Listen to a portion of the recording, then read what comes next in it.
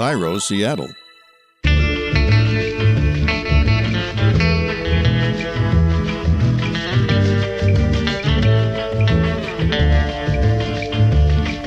This is Your Last Meal. I'm your host, Rachel Bell. Every episode, I interview a celebrity about what they would want to eat for their last meal, and then we explore the history of that food, the culture, and whatever else we can cram into 30 minutes. Today on the program,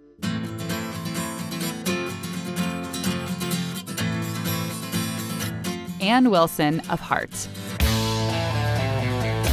We'll learn the history of Kentucky Fried Chicken. I'm sure that your 11 herbs and spices are a secret, but can you reveal any of them? I don't actually know them, and our head chef will even tell you that he doesn't know all of them. That is a very closely guarded secret. And in honor of Heart, I cook and eat a beef heart for the first time. Heart. Get it? Heart? Oh, you can start to smell it here. Oh, I don't like that smell. I don't either.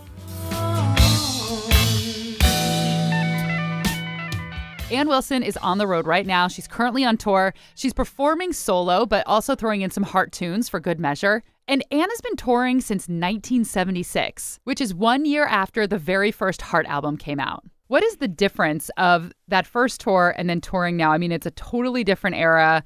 You're a different age. How would that tour compare to doing it now?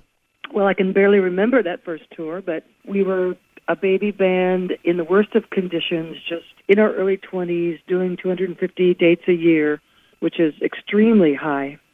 But we were just young and excited and hungry. Now I'm still excited and hungry. I'm not so young anymore, but definitely way into it. And now I have it down to about 80 dates a year, which is way more humane. Nowadays, we are in much better conditions. My husband and I have a really beautiful tour bus that we live on the road. It's like rolling around in our home. It's much better now. Was it kind of like a sex, drugs, and rock and roll kind of lifestyle? Well, at the very beginning, it wasn't drugs, but it was definitely sex and rock and roll. And we were driving around in a passenger van, just staying in little, like, roadside motels and stuff.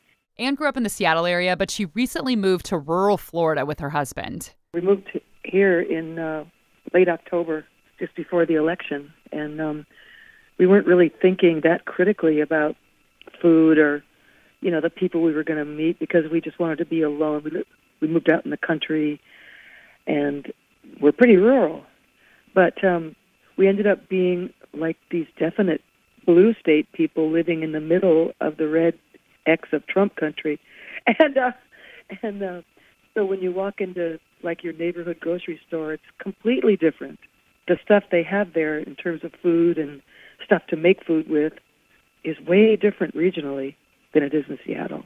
It really was an eye-opener to me. What were some of the things that really stood out that were so different? We're actually way deep south and almost more Caribbean than the south.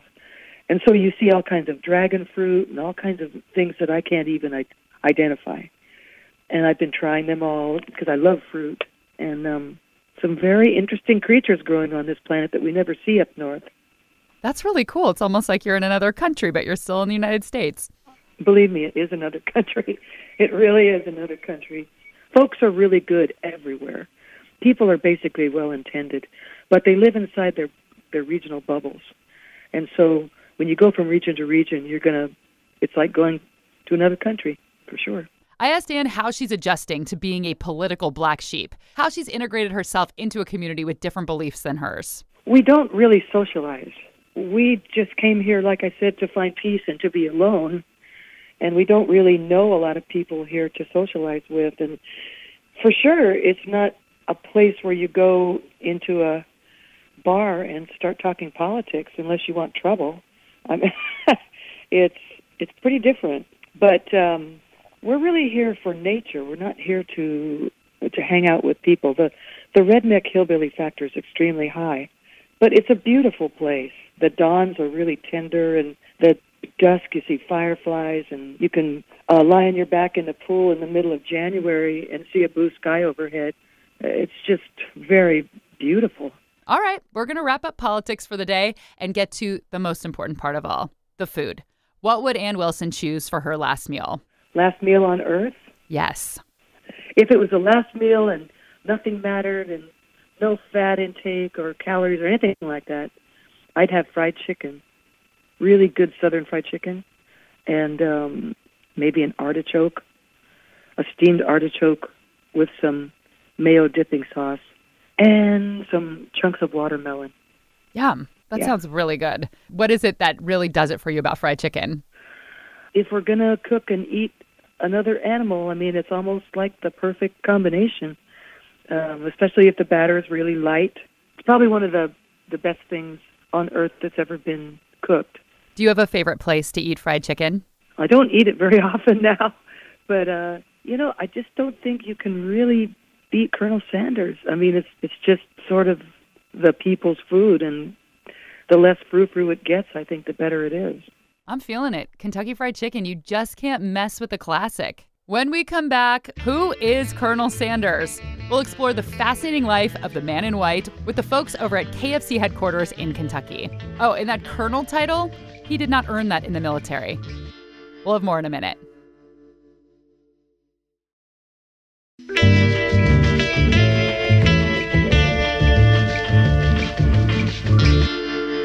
Ann Wilson chose Kentucky Fried Chicken for her last meal.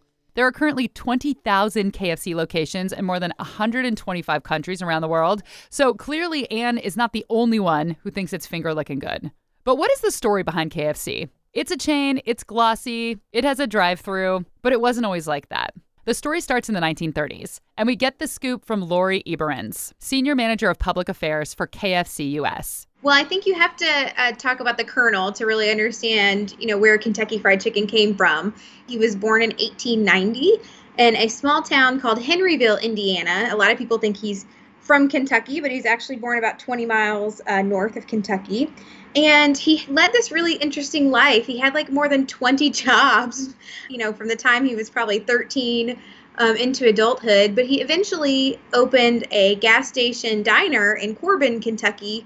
And that is where he perfected his original recipe, fried chicken.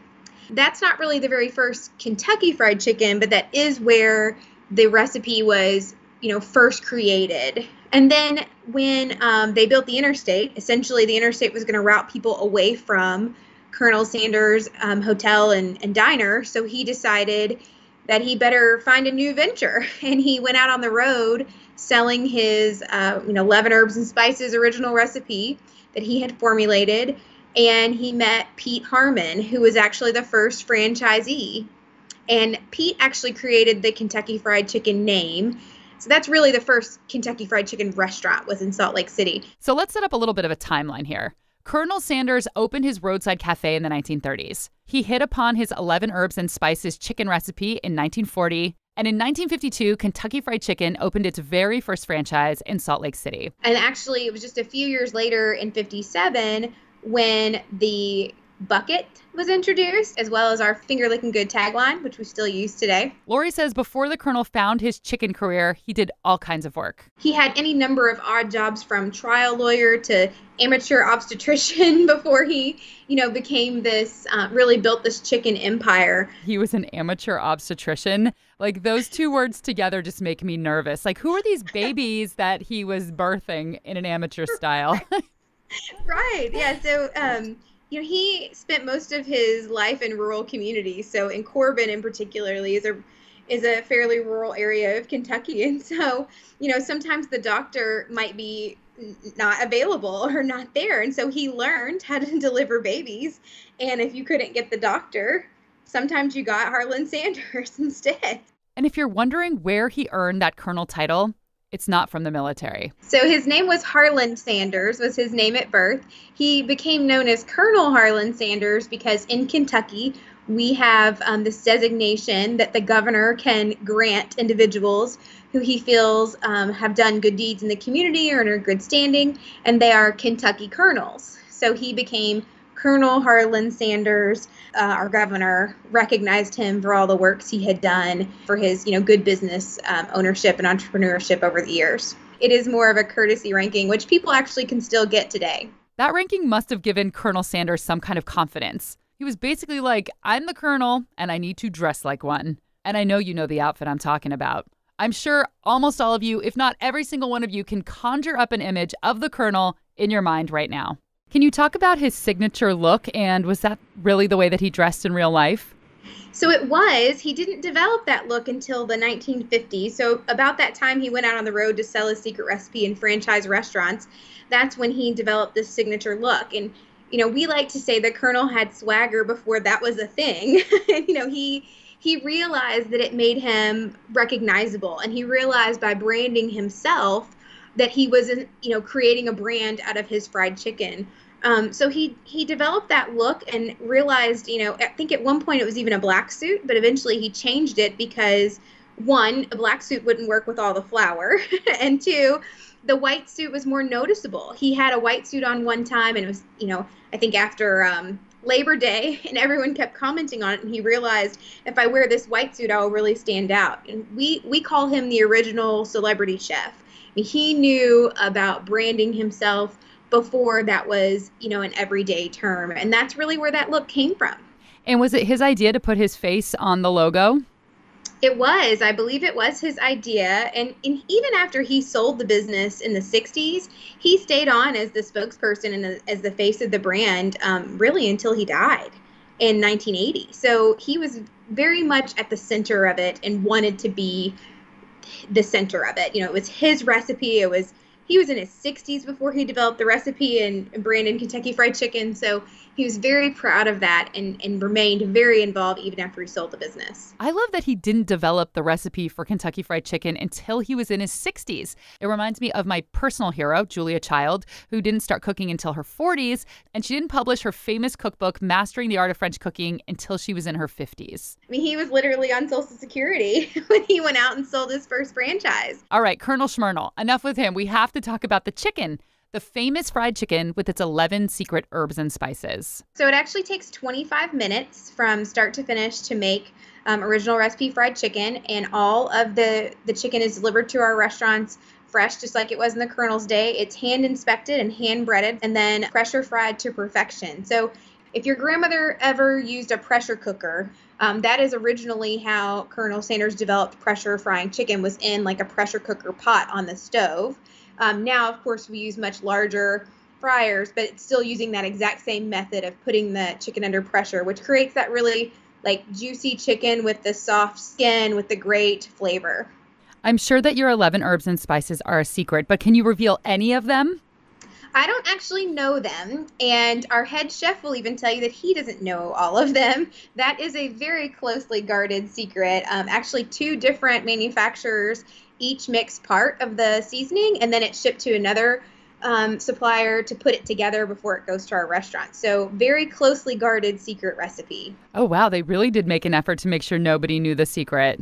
Yes, we do. I grew up eating Kentucky Fried Chicken when my dad would go on a business trip. That was the treat. My mom, it's like he was barely out of the house. My mom was like, we were going to go get a bucket of Kentucky Fried Chicken. And now I don't eat fast food very much, and I'd consider myself a food snob. But I still think that the coleslaw is the best coleslaw. Like, I compare all coleslaw to the KFC coleslaw. It's so good.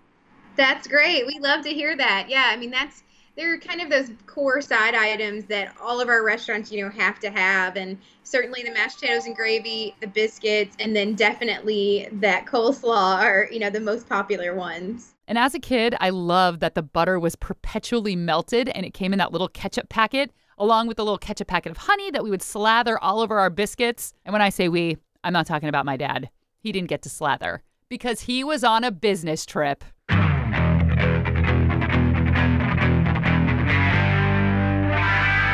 All right, it's time for a quick break. But when we come back, cooking and eating heart in honor of heart.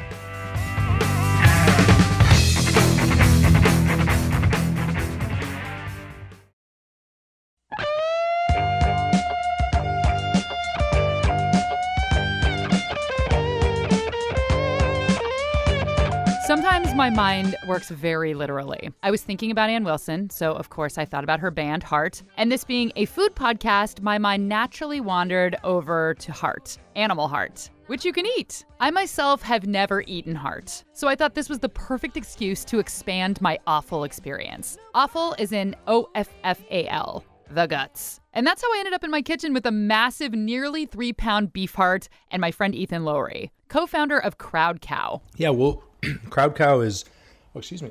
I got some of the jalapeno in my throat. Crowd Cow is it's a website.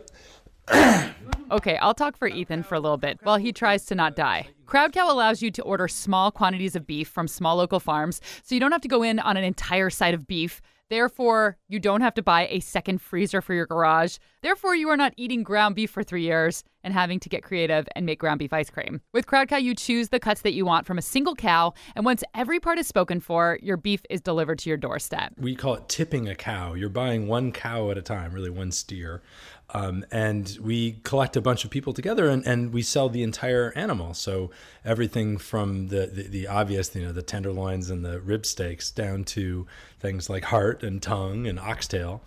And the funny thing is that there's an audience for all of it, right? There's somebody out there in the world who really loves getting heart. And so we'll put that up there, and sure, a lot more people are looking for the more famous steaks or for ground beef, but there's always somebody, and usually there are people competing for it who goes in and gets things like oxtail and tongue. Americans are pretty squeamish about offal. Things like the heart and the liver, the brains, stuff like that. But Ethan taught me that the heart is really just muscle. So it doesn't have any funk, kind of like liver does. And back in the day, a lot more people used to eat the heart. And they certainly still eat it in other parts of the world. Each animal produces exactly one hanger steak. So when you've got a restaurant that wants to put hanger steak on the menu, what they're really saying is that they're going to go to some giant meat supplier and they're going to buy 100 animals worth of hanger steak. In the old days, that's not how it worked. You got the beef that you got from a local farm, and you would eat everything you got. People who buy quarters and halves of beef, that's still kind of a thing, and they'll have it in their freezer for a long, long time, and they get the whole animal. Ethan and I recently cooked a beef tongue together, a giant beef tongue. Their tongues are so big, and it was a little scary. Being the first time for both of us, I feel like I kind of made Ethan do it because I was like, dude, you own Crowd Cow. You have to cook with the tongue. And I did it as a tribute to my grandma Terry, who always ordered a big, fat tongue sandwich at the Jewish deli whenever we visited her in Brooklyn when I was a kid. So like I said, I have never eaten heart before. Ethan has eaten it, but he's never cooked it before. A friend had cooked me heart, and it was great. And again, I remember being impressed by how little I would have known that it was heart. Like, it just tastes a lot like a steak. It has a bit more of that. It's a very beefy flavor, maybe a little more minerally, in the same direction as a brisket, at least. Like it's not, you don't get that really mild flavor you would with a filet mignon. It's got a much stronger flavor. So Ethan showed up at my house with a nearly 3-pound beef heart in tow, and our plan was to grill it and then serve it with a homemade chimichurri sauce. The first step was taking the massive heart out of the bag. We're gonna pour out the juices, and wow, you can start to smell it here. Oh, I don't like that smell. I don't either. That's let's cook it before we eat it. What would you say that smell is? It's raw meat. Stinky. Can I smell it again? Yeah. Oh, I don't know, man. That's the thing. It's not pretty. Look at that. Ew, there's like... I know, there's gristle and stuff. So yeah, we're looking at the inside of the heart at this point. This is all muscle. I mean, it's got this sort of fascia that we need to cut away. So we'll cut away the ugly stuff and we'll chop it into little strips so that it won't look weird.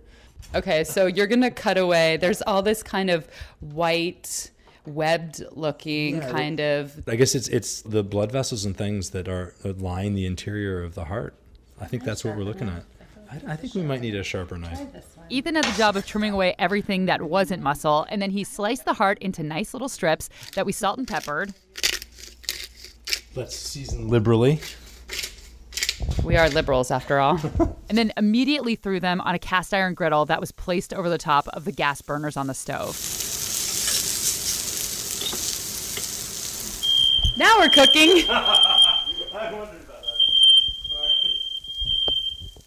It's real smoky in here. After opening all the windows and waving a dish towel over the alarm, I gotta make my chimichurri. Oh, yeah, I wondered about it. Okay, so we have some cilantro and parsley, a red jalapeno, shallot, which your mom calls shallot. Yes, and garlic, red wine vinegar, and olive oil. So I'm just gonna blend this up. We cooked the heart strips to medium rare, so about 4 minutes on each side, and then we spooned over the chimichurri and we dug in. Do you want me to cut it up for you? Yes, Dad. I'm like, little bite-sized pieces. And then we'll douse it with chimichurri. Is it chimichurri or chimichurri? Like, what's the... Chimichurri. Chimichurri. I always say chimichurri, but I always assume that I'm saying it wrong. Like if I went, is it Argentinian? What is it? Argentinian, yeah. It probably would sound cooler. Like chimichurri. I don't know. That's French. French. the French influence in Argentina is very strong. This is true. We gotta get. It looks like you cooked it perfectly. It does look like I don't think I botched it. I don't know. It actually looks pretty good. Let's try it. You want to give it a try? It's pretty good. It's good. Yeah. It's a little chewy, but pretty good. You hear my little cat meowing in the background? She was a big fan of the raw heart. All right, so those were our first bites. Clearly not super impressed with the grilled heart, but then we tried a different piece and we seemed to like it a lot better. That's good. Yeah. The second piece is tastier. This to me tastes just like steak. I actually wouldn't know the difference. I felt the first piece had a different flavor to it that was, suspect. this is good. But I agree. This one I did was a thinner cut, and so I wonder if that made it cook differently. Maybe the heart isn't supposed to be cooked exactly like a steak and as rare as we would like a steak, because I think this one looks a little bit more cooked, and I think it's tastier. Clearly, we should have watched the YouTube videos on how to cook heart. We just kind of winged it. We read some recipes, but in the end, it was good, man. We ate the whole thing. The chimichurri was really good too. And I gotta say, actually, I'm feeling okay for my first heart. I wasn't heartbroken. It's pretty good. Do you think Ann Wilson from Heart would like our heart? I think she would. She's you said that she's looking for ways to eat healthier, and Heart's a lean muscle, so it'd be good for her, and it tastes delicious. Heart's the way to go. Heart.